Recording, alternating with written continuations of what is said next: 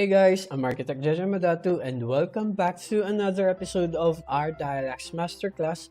On the second part of this tutorial, we are going to recreate the ceiling and we are going to add textures.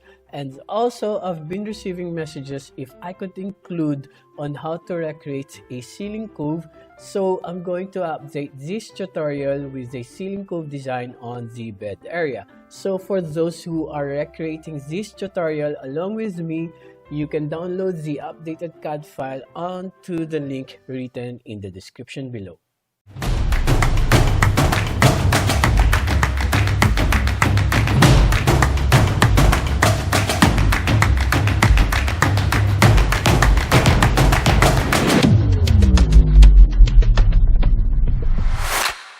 So here's the updated plan. We have the cove lighting on the bed area, and then the new ceiling height will be 2.9 meters on the ceiling cove, 2.7 meters on the flat ceiling in the bed area, and then we will just gonna retain 2.5 meters on the main entrance.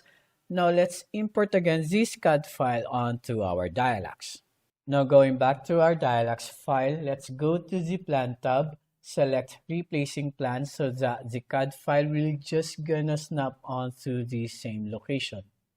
Before we recreate the ceiling, let's add baseboard on the walls. To make this interior more convincing, let's go to the Furniture tab, select Draw Extrusion Body, and let's trace all the baseboards.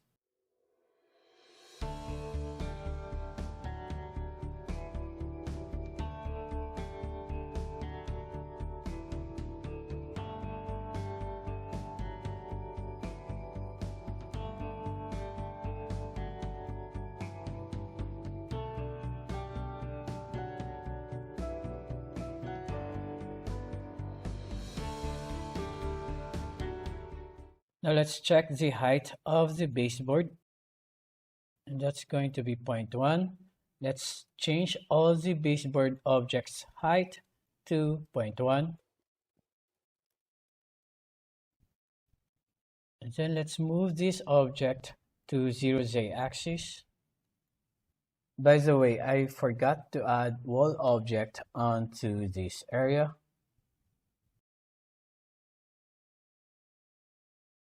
And again, before we move on to the ceiling, let's check if there are any overlapping surfaces like this one, and let's remove this because this is going to be visible once we do the calculation and the rendering. Now let's go to the plan view and let's create subtraction object to remove this corner part of the wall using the draw extrusion body. And let's make the height of the subtraction object at 2.9 meters. And let's do the subtraction. Now let's change the ceiling height from 2.7 to 2.9 meters. And then let's add some wall objects onto the upper part instead of re-editing and excluding all these wall objects. Now let's trace the upper part of the walls by using the extrusion body.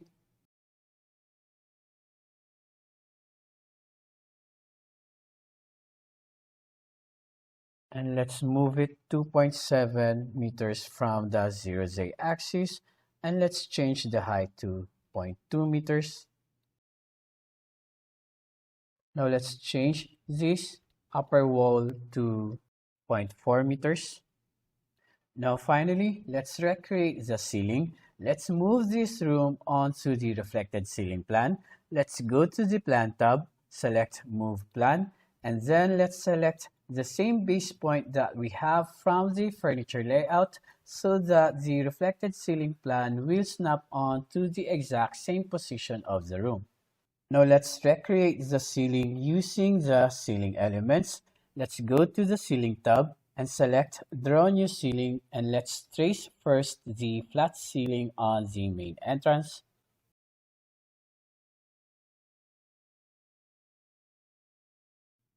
Now let's edit the ceiling properties.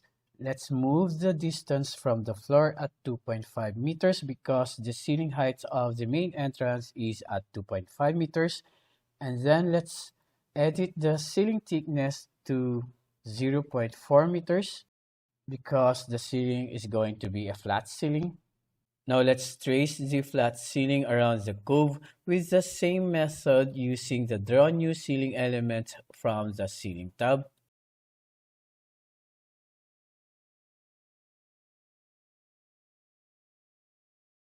Once it's closed, let's edit the distance from the floor at 2.7 meters because the flat ceiling height on the bed is at 2.7 meters. And then let's edit the ceiling thickness at 0.2 meters. Okay, I can't edit the thickness, although we can just leave it like this, but for me, the void on the ceiling element is kind of distracting.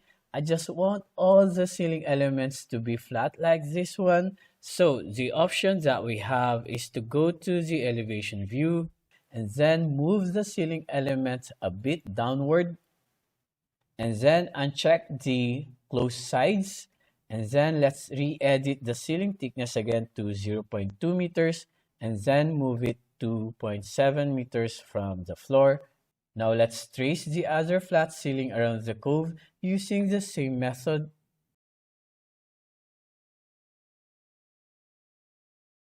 And let's edit the distance from the floor at 2.7 meters, uncheck closed sides, edit the ceiling thickness at 0.2 meters, and if that didn't work, go to the elevation tab and then move it a bit downward. And then let's re-edit again the ceiling thickness to 0.2 meters and then move it again to 2.7 meters from the floor. And then let's trace the flat ceiling on the window area using the same method. Let's check the distance from the floor, and that should be 2.5 meters. Let's move the ceiling element 2.5 meters from the floor, uncheck closed sides, and let's edit the ceiling thickness to 0.4 meters. Okay, it didn't work. Let's move the ceiling element a bit downward and let's re-edit the ceiling thickness to 0.4 meters and then move it again 2.5 meters from the floor. Now let's go to the perspective view and let's check. Okay, I think this is good now. Now let's recreate the ceiling cove. Let's start off with the ceiling cove bed. I'm not really sure with the name of this part of the ceiling cove. Let's just name it as a cove bed because this is where you lay down the linear LEDs. Now going back to the room, let's trace the ceiling cove bed using the same draw new ceiling element. Let's check the thickness of the cove bed. It's 0.02. Let's edit the thickness of the cove bed to 0.02 and then uncheck closed sides and then let's move it 2.7 meters from the floor and let's check on the perspective view. And now we're good. Now let's duplicate this ceiling cove element for the other side of the cove bed. Ctrl C, Ctrl V on your keyboard, right click, rotate, and then snap it onto the exact location. Now let's check if there are any gaps. Okay, I think we are good. Now let's trace the front cover of the cove. Let's use again the draw new ceiling element.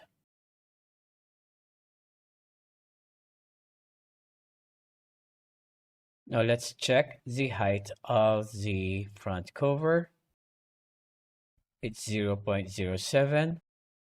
Uncheck closed sides and then edit the ceiling thickness at 0.07 and then let's move it 2.7 meters from the floor and then let's duplicate this ceiling element again for the other side of the front cover. Ctrl C, Ctrl V and then right click, rotate,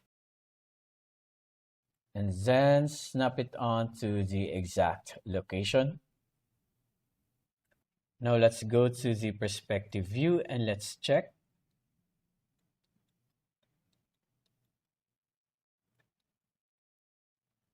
Okay, I think we are good now with the ceiling cove.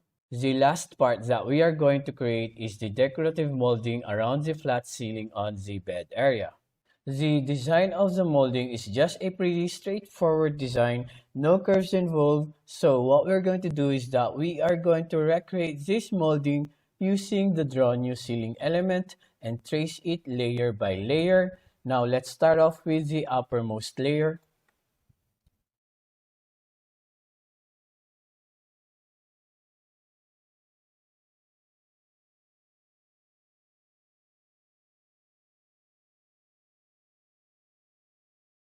Now let's check the distance from the floor and the thickness of the uppermost layer. It's 2.68 from the floor and the thickness is 0.02. Now let's edit the ceiling properties of this ceiling thickness at 0.02 and then uncheck close sides, and then let's move it 2.68 from the floor. And then let's duplicate this for the next layer. Ctrl C, Ctrl V on your keyboard, and then right click, edit basic polygon, and then resize it according to the size of the next layer.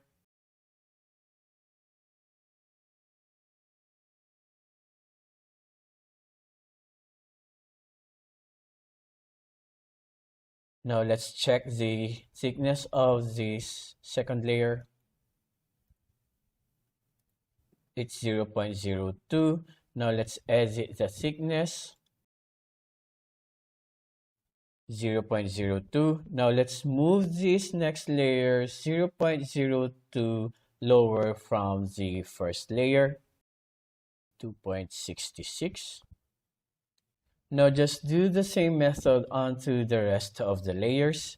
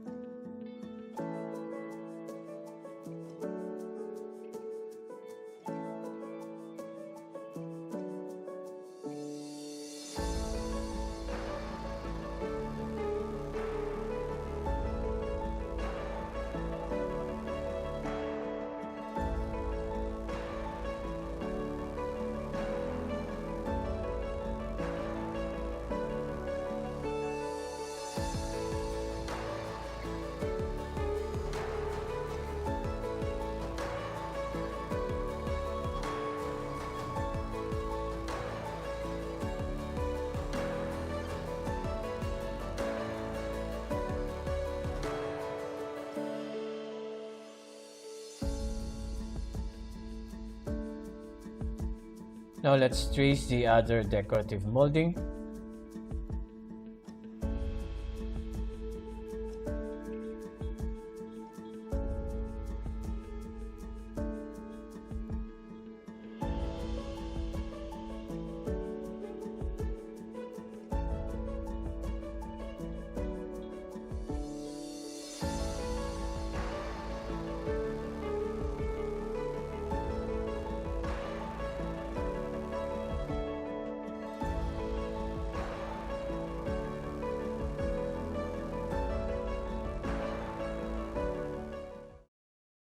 Before we head on to the next step of this tutorial, let's check if we are already good with the ceiling.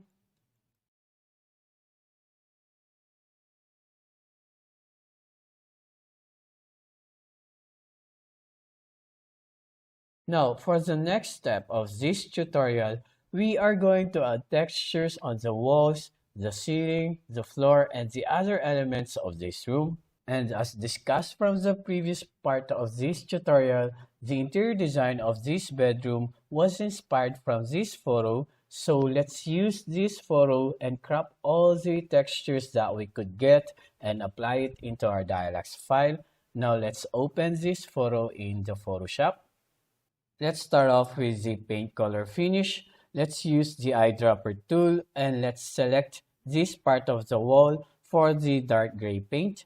Create new file, and let's just use 200 by 200 pixels because you don't need higher pixel size for a paint color finish. Now brush it off that paint color finish onto this new file and then save as dark gray paint.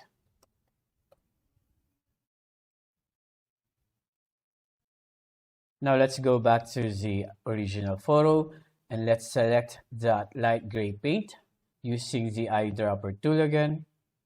Now let's go back to the other file and brush it off that paint color finish and then save it as light gray paint. Now let's do this same method onto the other colors.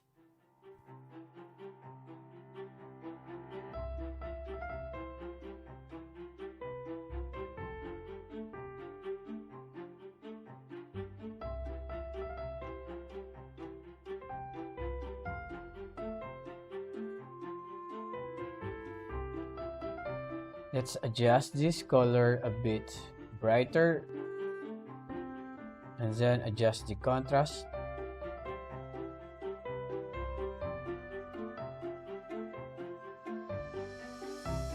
And then save it as yellow accent color.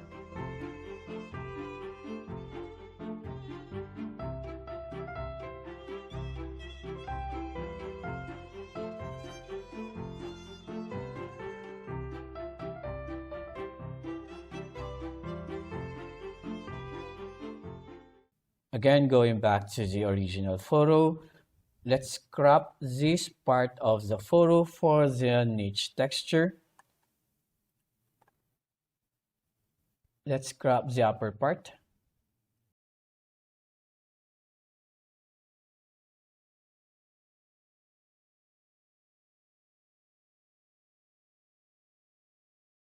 Now let's adjust the brightness contrast to flatten the image.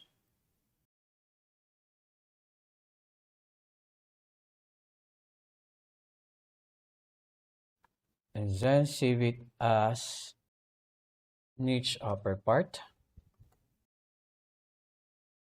Now let's bring back the original photo. Now let's crop this lower part of the niche for the lower part niche texture. Let's adjust the brightness contrast.